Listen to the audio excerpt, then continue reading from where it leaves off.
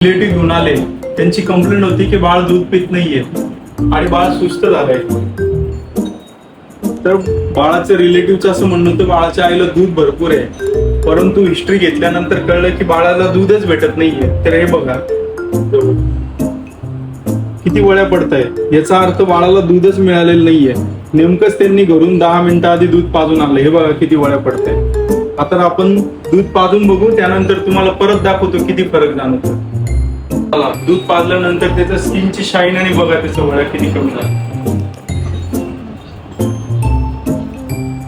पोट बघा किती खोल गेलेलं होतं, आता एकदम व्यवस्थित झालं. नंतर ढेकर कसा काढायचा, तर साधारणतः 2-3 टेक्निक आहे ढेकर काढण्याच्या. तुम्हाला मी सगळ्या टेक्निक आता दाखवतो.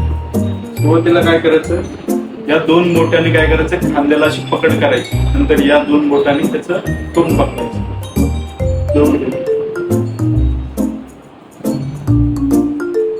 असं पकडून बाळाला ढेकर काढायचं. दुसरी टेक्निक असं बसवायचं मांडीवर, असं थांबायचं त्याला.